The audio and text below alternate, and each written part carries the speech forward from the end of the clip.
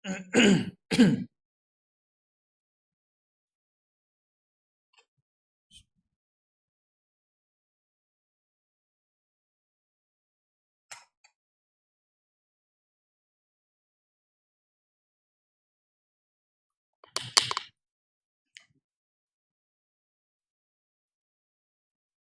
kita mulai. Bismillah.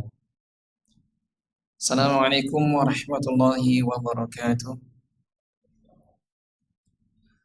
Alhamdulillah hamdan katsiran thayyiban mubarakan fihi. Wassalatu wassalamu ala asyrafil anbiya'i wal mursalin nabiyyina Muhammadin wa ala alihi wa sahbihi ajma'in. Amma ba'd. Segala puji hanya milik Allah Subhanahu wa taala yang dengan segala nikmat yang dilimpahkan kepada kita, maka kita terus dan menerus untuk bersyukur kepadanya dan tidak lepas atas segala kesalahan yang kita lakukan dalam menyembahnya dengan mengucapkan istighfar kepadanya. Semoga salawat dan salam senantiasa tercurahkan kepada Nabi Muhammad sallallahu alaihi wasallam, kepada keluarga beliau, para sahabat, dan juga setiap orang yang mengikuti langkah beliau hingga hari kiamat nanti. Baik jamaah sekalian yang semoga dirahmati Allah Subhanahu wa taala, kita akan melanjutkan pembahasan kita mengenai sifat Nabi sallallahu alaihi wasallam, bagaimana karakteristik Nabi sallallahu alaihi wasallam yang ditulis atau dipaparkan di dalam kitab ini. Sebagaimana telah kita bahas cukup panjang lebar sampai pada sifat dari akhlak Nabi Sallallahu Alaihi Wasallam. Dan yang terakhir adalah mengenai bagaimana Nabi Sallallahu Alaihi Wasallam berinteraksi dengan orang lain. Sebagaimana disebutkan bahwasanya beliau adalah ahsanun nas. Nabi Sallallahu Alaihi Wasallam adalah orang yang terbaik, manusia terbaik. Ya. Kemudian beliau tidak pernah mengatakan tidak ketika diminta sesuatu. Kemudian Nabi Sallallahu Alaihi Wasallam menerima hadiah dan memberi balasan. Ketika beliau menerima hadiah dan beliau juga memberikan balasan kepada pemberi hadiah tersebut. Kemudian Nabi Sallallahu Alaihi Wasallam tidak pernah melewati batas dalam berbicara maupun bersikap. Tidak pernah melewati batas. Jadi ketika beliau berbicara itu di tengah-tengah, tidak kurang juga tidak lebih. Lalu Nabi SAW juga menyampaikan, inna min khiyarikum ahsanakum akhlaqa. Sesungguhnya orang yang paling baik di antara kalian ialah yang paling baik akhlaknya. Nah, ini dia yang perlu kita terapkan dalam kehidupan kita, adalah akhlak yang baik. Bagaimana kita berusaha untuk meniru akhlak Nabi Sallallahu Alaihi Wasallam dalam kehidupan kita. Implementasi akhlak mulia ini tidaklah mudah, karena kita selalu diliputi oleh masalah-masalah dalam kehidupan kita.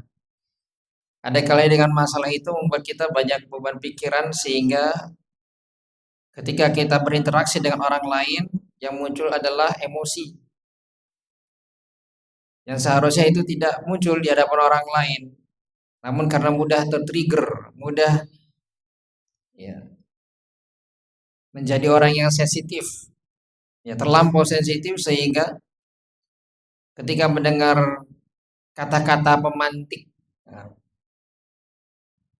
itu akan memudahkan dirinya untuk melampiaskan emosi, baik dengan lisannya, baik dengan perbuatannya.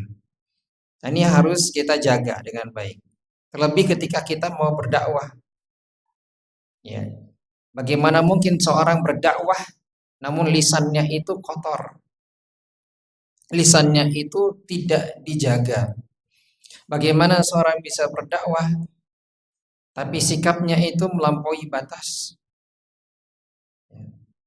perbuatan yang tidak mencontohkan Nabi Shallallahu Alaihi Wasallam dengan kelembutan-kelembutan yang beliau tunjukkan kepada umat. Malah sebaliknya, di antara kaum muslimin ada yang bersikap melampaui batas, ya, sehingga orang yang tidak sepemahaman dengan dia, dengan mereka, disikapi dengan keras. Padahal itu hanya masalah ijtihadiyah, masalah-masalah yang memang ada perselisihan pendapat ulama, yang seharusnya kita bisa berlapang dada menerima itu. Namun karena kefanatikan yang terhadap golongan tertentu, sehingga menyebabkan dia bersikap keras, ya, bersikap berlebihan kepada kaum muslimin yang lain. Nah, ini yang perlu kita hindari. Karena Nabi Shallallahu Alaihi Wasallam tidak pernah melewati batas. Beliau tahu mana kondisi yang harus bersikap tegas, mana kondisi yang memang harus beliau bersikap lembut. Beliau dapat memposisikan diri beliau sesuai dengan kondisi.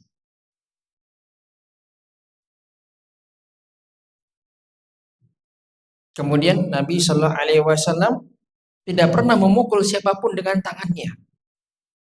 Ya. Tidak pernah memukul wanita, tidak pernah memukul seorang pelayan, kecuali saat beliau berjihad di jalan Allah Subhanahu wa taala. Inilah bentuk beliau memposisikan diri sesuai dengan kondisi. Ketika diperlukan untuk membela agama Allah, maka beliau curahkan semua, ya, kemampuan beliau dengan fisik yang beliau miliki. Namun ketika berinteraksi dengan orang lain, bukan dalam kondisi berjihad di jalan Allah, di medan perang, maka beliau bersikap sangat lembut sekali. Ya. Maka sangat, ya, sedih sekali ketika ada seorang dai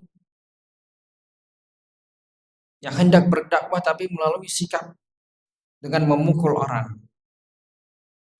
dengan menghina orang lain, menjelek-jelekan orang lain. Kalau yang menjadi panutan atau dai seperti itu, maka bagaimana pengikutnya? Seharusnya seorang dai memperbaiki akhlak umat, ya, dengan kebaikan-kebaikan, kelembutan yang melimpah.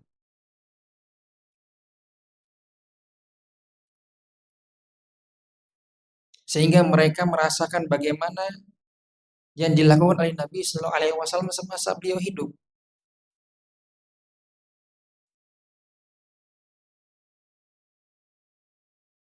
Nabi Sallallahu Alaihi Wasallam tidak pernah merasa disakiti secara pribadi, lalu membalas pelakunya.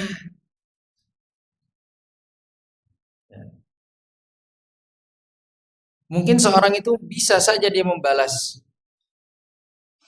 tapi alangkah baiknya dia tidak melakukan itu. Mungkin kita sering tersakiti dengan satu dua kata yang terlontar dari saudara kita, membuat kita marah luar biasa. Padahal itu hanya menyangkut pribadinya. Ya. Nabi SAW, bayangkan dikatakan, ya, bahkan dihina, dicaci maki oleh siapa? Keluarganya sendiri.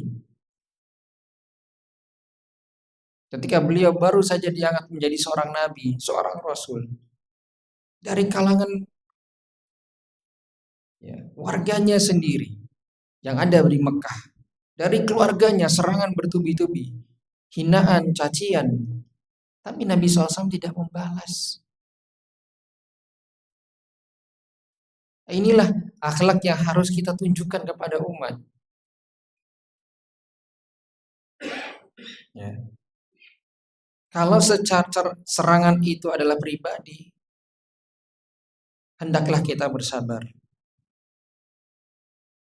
Tapi ketika serangan itu adalah kepada Allah dan Rasulnya, disinilah kita bersikap tegas. Ya. Bertindak tegas untuk membela agama Allah Subhanahu wa taala. Jangan kebalik. Kalau serangannya pribadi, wah, langsung kebun binatang keluar dari mulut. Ya. Langsung lapor. Membuat laporan ke polisi. Ya, mencoreng nama baik dan lain sebagainya. Tapi giliran agama Allah diserang, hak Allah dilanggar, hak Rasulullah dilanggar, tapi malah baik-baik aja. Serasa itu bukan dirinya. Nah, itu kan Nabi yang diserang, bukan saya. Na'udzubillah. Ya. Inilah Nabi Sallallahu Alaihi Wasallam, coba kita perhatikan. Ketika yang diserang adalah Allah Subhanahu Wa Taala, hak Allah dilanggar, beliau membela, bertindak tegas.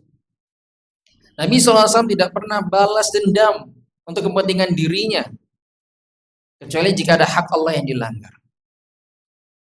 Ya. Karena apa? Karena Allah.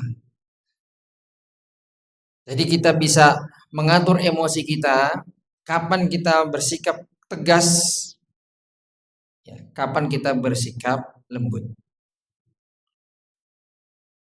Baik.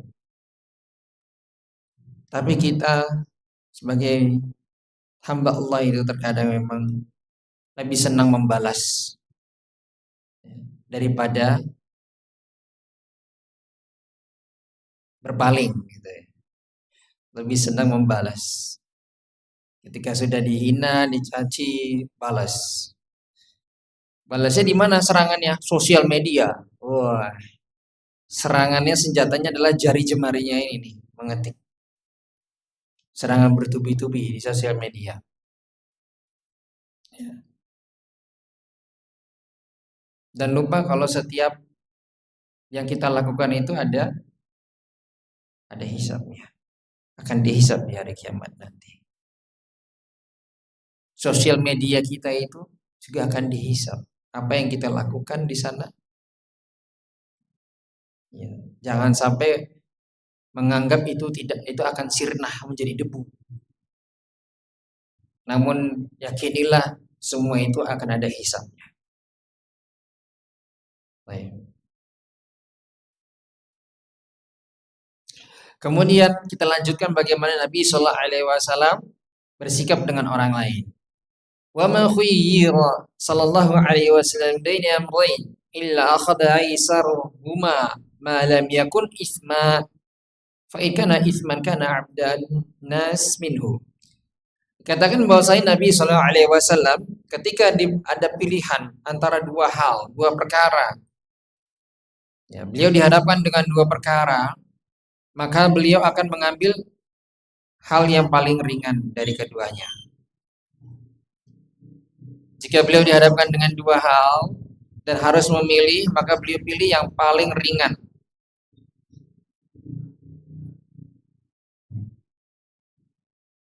Beliau pilih yang paling ringan. Selama itu tidak mengandung dosa. Nah, gitu.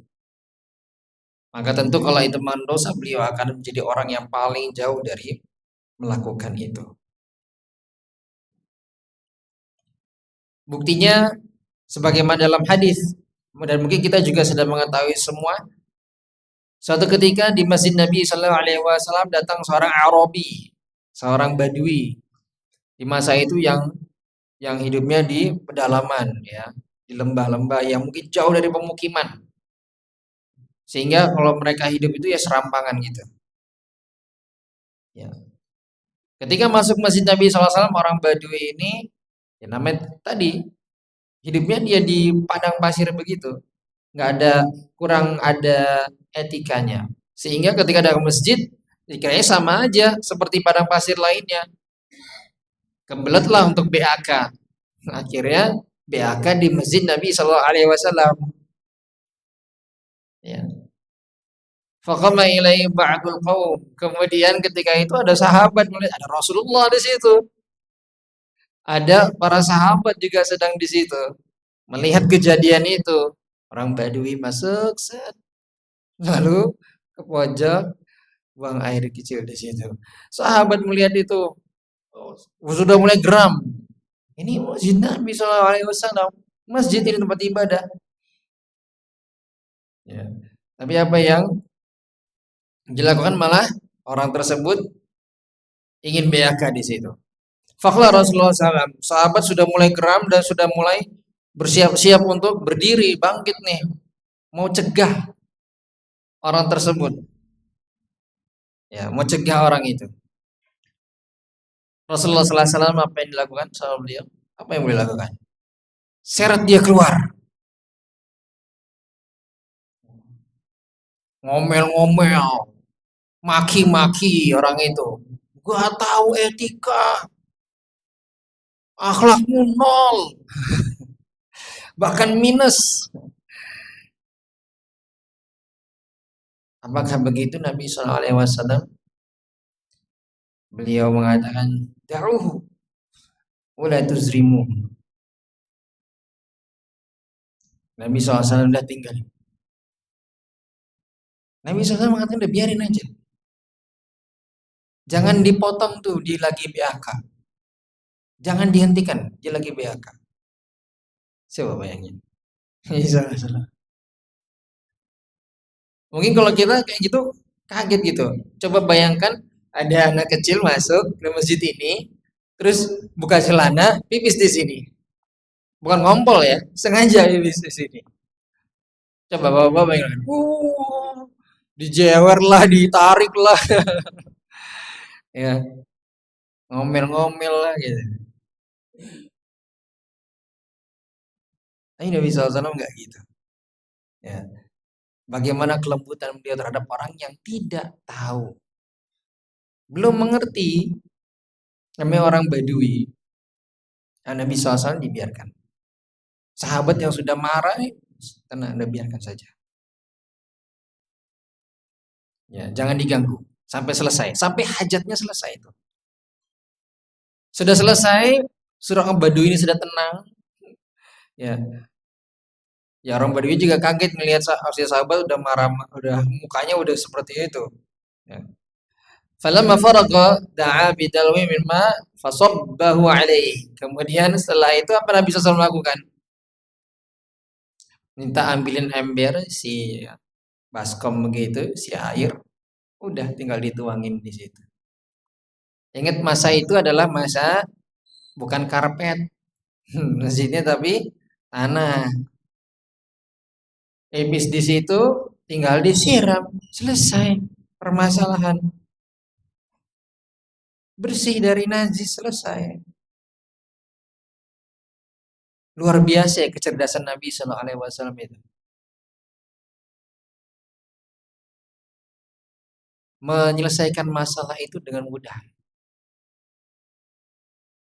Coba bayangkan kalau itu dibiarkan. Sahabat langsung narik orang itu, motong, dia lagi BAK gitu, lagi asik-asiknya. Mungkin nahan sudah sekian lamanya gitu kan, berjam-jam, terus ngucur panjang itu, lama gitu. Terus dipotong, ditariklah sama sahabat, dicegah dan sebagainya. Apa yang terjadi kira-kira Pak? Bisa jadi air pipisnya kemana-mana.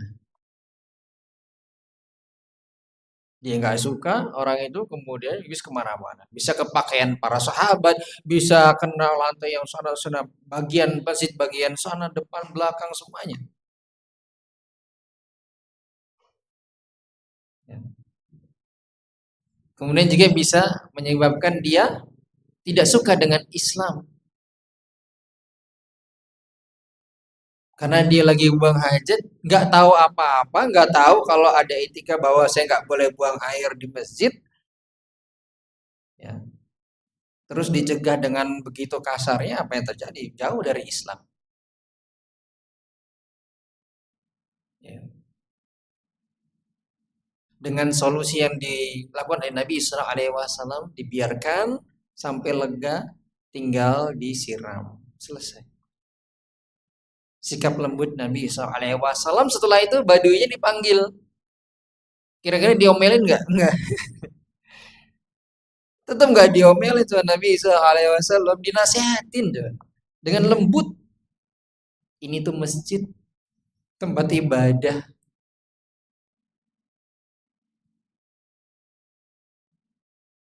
Nggak yang diomelin, nggak yang dihina, dicaci maki, orang tuanya dihina, lain sebagainya. Nggak ada kebun binatang keluar dari mulutnya Nabi Sallallahu Alaihi Wasallam. Ya.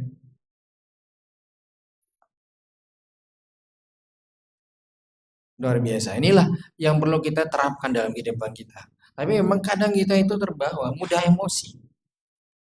Gitu. Oh, ya. Kemudian, coba kita perhatikan yang berikutnya ini. Suatu ketika, wasaidan ar-rajulun ala Rasulillah sallallahu alaihi wasallam. Kemudian ada suatu ketika ada seorang yang mendatangi Nabi sallallahu alaihi wasallam. Nabi SAW sedang lihat nih orang ini dari kejauhan. Ya, orang ini gitu sudah ditandai sama Nabi SAW. Kemudian beliau mengatakan orang ini mau masuk ke rumah Nabi SAW, mau ketemu Nabi SAW, lalu beliau mengatakan apa? Idzanullah. Beliau mengatakan kepada Aisyah radhiyallahu anha saat itu, udah izinkan dia masuk. Izinkan dia masuk. Bisa akhul ashirah aw ibnul ashirah. Namun beliau mengatakan kepada Aisyah, orang ini adalah orang teman yang buruk. Teman yang buruk. Ya. Falamma dakhala alana lahul kalam. Ketika sudah masuk orangnya, Nabi SAW marah-marah. Kamu nggak tahu etika, kamu tuh orangnya buruk, akhlaknya kamu tuh begini. Falamma dakhala alana lahul kalam. Tapi Nabi SAW ketika orangnya masuk, langsung bersikap lembut sama beliau.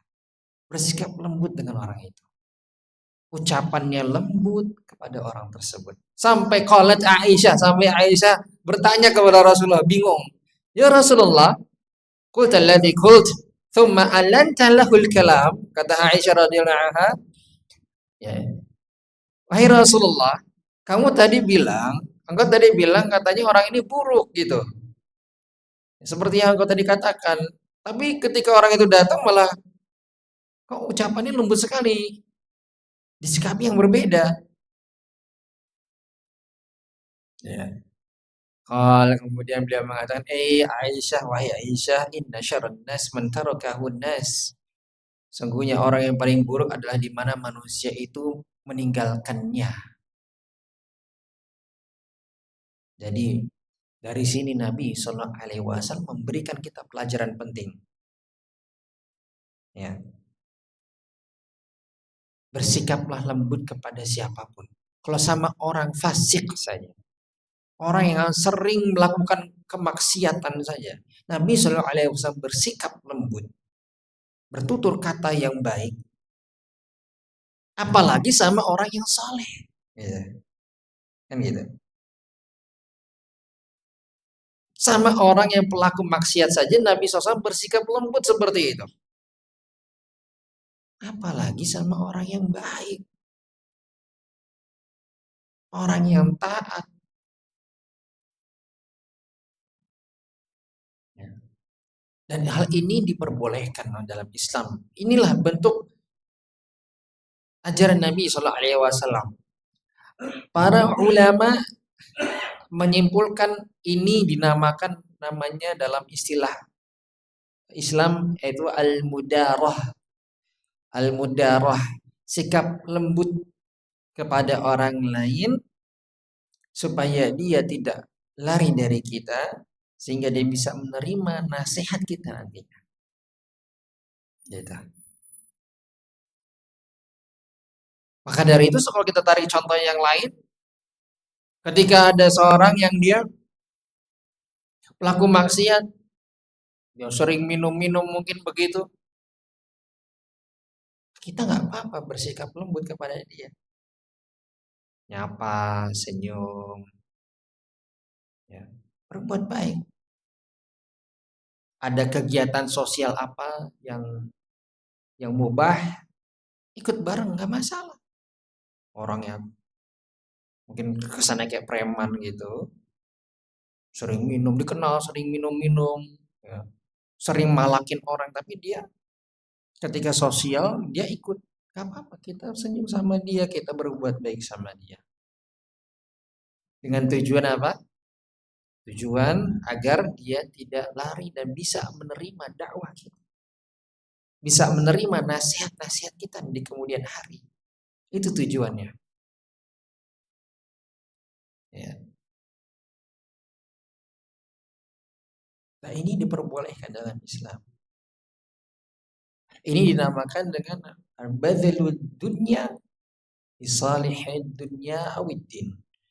Kata Imam Qurtubi, ini dinamakan dengan mengorbankan dunia untuk maslahat dunia atau untuk maslahat agama. Ya. Kita mengorbankan dunia kita udah. Ya, untuk ini apa? Untuk apa? Maslahat agama supaya dakwah ini sampai kepada dia, supaya dia dapat hidayah. Kalau ketemu pelaku maksiat, suka minum-minum begitu, kemudian datang kita tiba-tiba karena semangat dakwah dihina lah, ditugasin, nggak boleh ini haram, haram, haram. Ya. Terus dipukulin, di ini, wah. Terus diteriak-teriakin, dihina-hina. Gimana dia mau nerima dakwah Islam kayak gitu?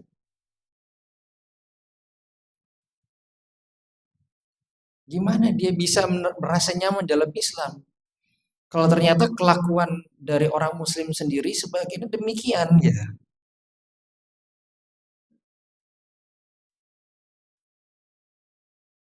Nah, ini yang perlu kita terapkan dalam kehidupan kita, akhlak yang lembut dari Nabi Shallallahu Alaihi Wasallam. Bukan berarti kita menerima atau mengiyakan kesalahan dia, kemaksiatan dia, bukan.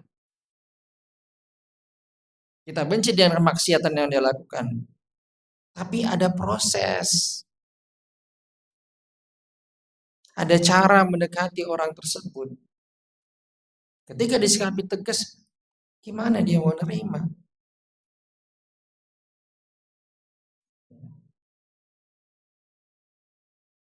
Sikaplah lembut, senyum, ya. Kemudian bertutur kata yang baik semua orang yang seperti ini. Karena mereka ini sebenarnya butuh hidayah gitu. Kita nggak bisa memberikan hidayah betul, tapi kita kan dituntut untuk apa? Berdakwah supaya Allah memberikan dia hidayah. Mengingatkan mereka supaya mereka kembali ke jalan Allah. Selepas dia mau nerima atau enggak itu bukan urusan kita. Kita nggak bisa maksa orang supaya nurut sama kita dalam urusan agama. Namun kita wajib menyampaikan.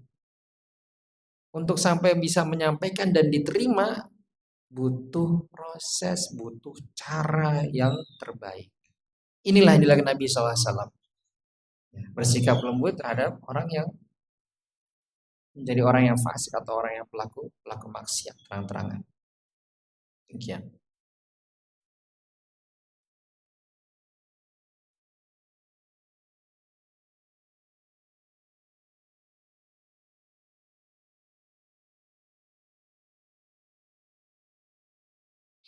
Kemudian yang berikutnya qala Anas bin Malik radhiyallahu anhu. Ini disampaikan oleh Anas bin Malik radhiyallahu anhu ya. Sahabat yang mulia, Anas ini adalah khadimnya Nabi sallallahu alaihi wasallam. Beliau adalah pelayan Nabi sallallahu alaihi wasallam selama 10 tahun. Jadi beliau ikut Nabi sallallahu alaihi wasallam ketika usia 10 tahun. Anas bin Malik radhiyallahu anhu mengikuti Nabi sallallahu alaihi wasallam menjadi pelayan beliau itu selama 10 tahun, dari usia 10 tahun dan selama 10 tahun. Berarti ketika Nabi SAW wafat, Anas bin Malik sekitar usianya 20 tahun. Masih muda. Ketika semasa Anas bin Malik menjadi pelayan Nabi sallallahu alaihi wasallam, wallahi ma qala li uffan qat. Beliau bersumpah dengan nama Allah bahwa saya Nabi sallallahu alaihi wasallam selama 10 tahun nggak pernah mengatakan sama sekali. Ini menunjukkan apa? Ketidaksukaan terhadap perbuatannya. Wala qala li syai' lima fa'alta kadza wala halla fa'alta kadza. Dan Nabi SAW tidak pernah mengatakan sedikit pun, ya, semisal kenapa kamu nggak melakukan kayak gini? Kenapa nggak melakukan ini? Kenapa nggak melakukan itu? Kenapa nggak melakukan hal yang seperti ini? Jadi mempertanyakan. Nggak pernah dilakukan Nabi SAW. Ini luar biasa sekali akhlak Nabi SAW. Tidak mau menyakiti perasaan Anas bin Malik.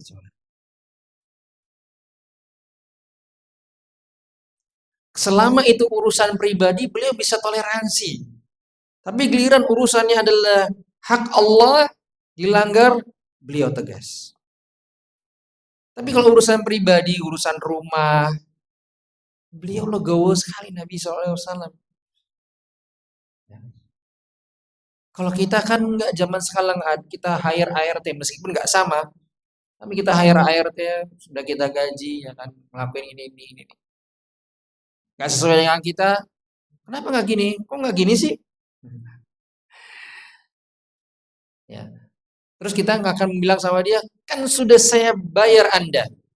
Wah, itu dia kata yang nyelekit sekali itu. Tolong manusiakan manusia. ART itu bukan robot. Punya hati dan perasaan.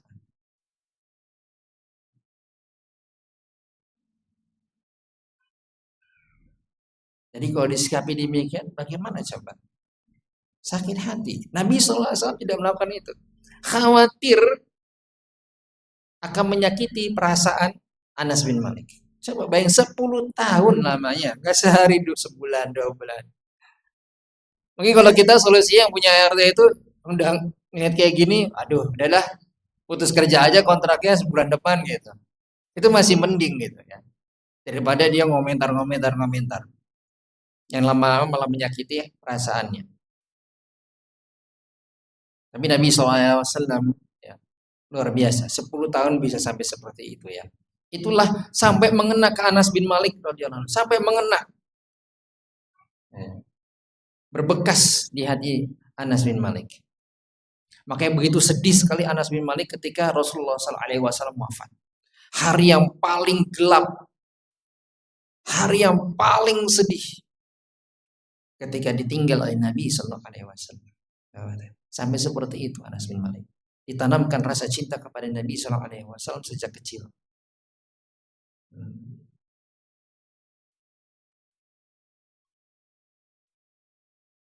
Baik.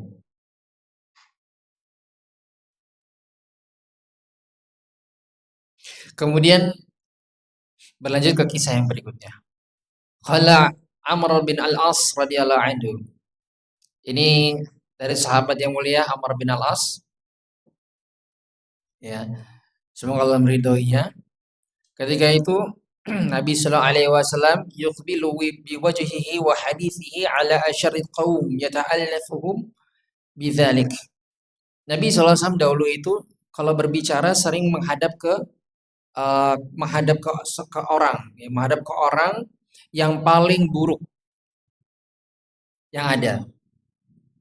Dan kalau berbicara mengarahnya kepada orang tersebut, orang yang paling buruk. Tujuannya adalah supaya mereka mendapatkan kelembutan sehingga hati mereka dilunakkan Nabi Sallallahu Alaihi Wasallam supaya hati mereka itu lembut, hati mereka lunak dan bisa menerima Islam. Fakana yuqbilu biwajhihi wa hadithihi alaihi. Dan Nabi SAW juga sering melihat saya ketika berbicara, memandang saya, ya menghadap ke saya. Ke mana? Amr bin Al-As. Hatta dzanantu anni khairul qaum. Sampai-sampai saya yaitu Amr bin Al-As beranggapan kalau saya ini orang terbaik. Ya, orang terbaik. Karena ngelihat Nabi SAW kalau berbicara gitu mandang saya terus. Sehingga sampai tumbuh prasangka kalau wah, saya ini orang yang baik nih. Paling baik. Ya, paling baik di antara yang ada. Wah, prasangka ini senang membuat dia semangat, senang sebagai seorang sahabat. Ya. Ingin dicek benar nggak sih prasangka ini, ingin dicek nih. Fakultu ya Rasulullah. Lalu dia tanya kepada Rasulullah. Ini sebenarnya kesalahan beliau. Tapi coba kita lihat. Ana khairun au Abu Bakar. Lalu dia bandingkan, tanya kepada Rasulullah, dia bandingkan dengan Abu Bakar. Ya Rasulullah, mana yang paling baik? Saya atau Abu Bakar? Ini.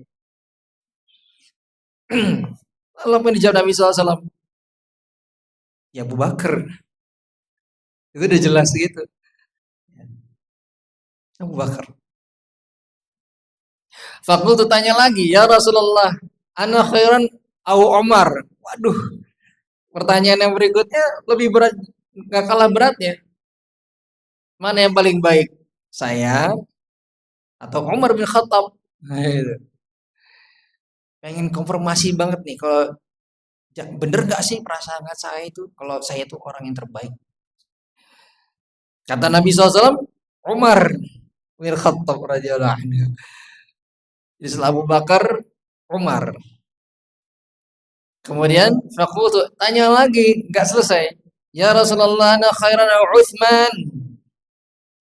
Wahai Rasulullah, mana yang paling baik? Aku atau Utsman bin Affan? Ini lagi berat juga. Sama beratnya. Kata Nabi SAW, Utsman. Sudah 3 kali ditanya seperti ini.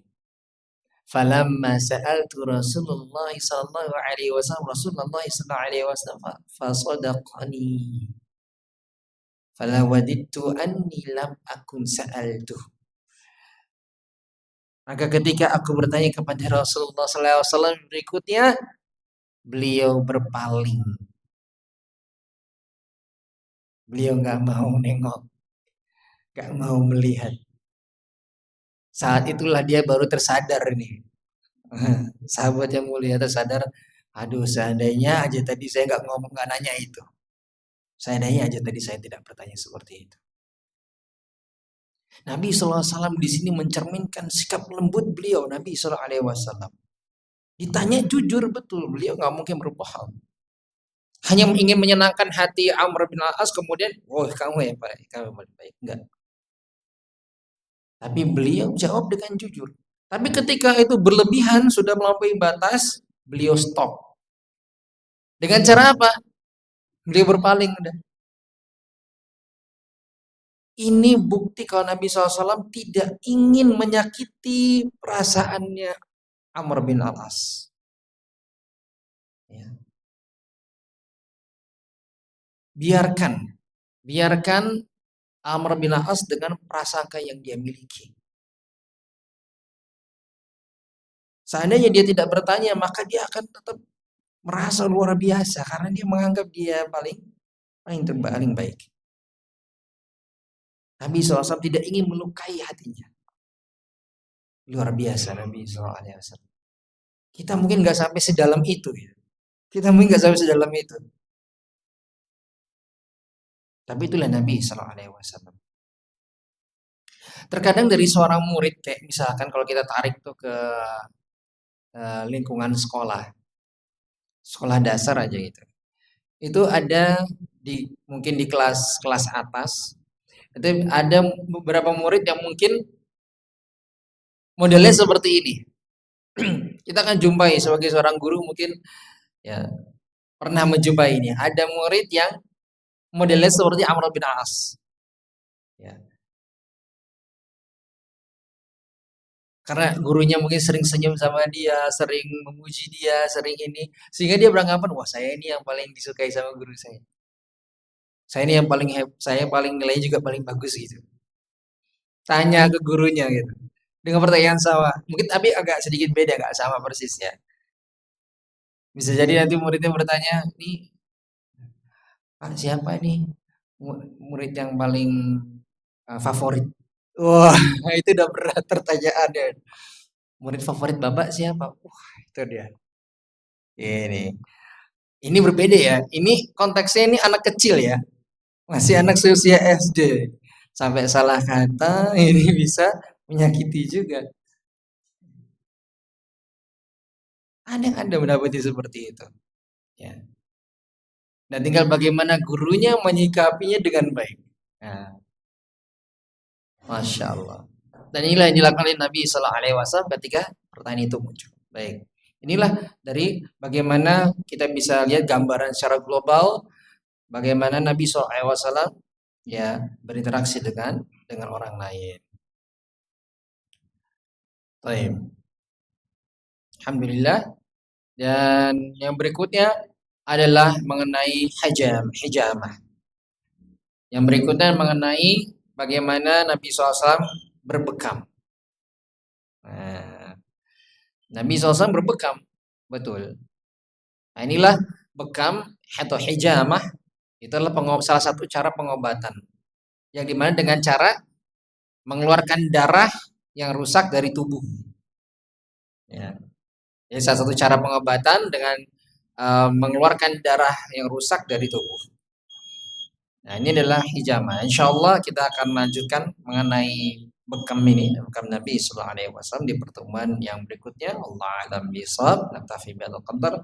Wassallallahu nabiyana Muhammadin walhamdulillahi rabbil alamin. Assalamualaikum warahmatullahi wabarakatuh.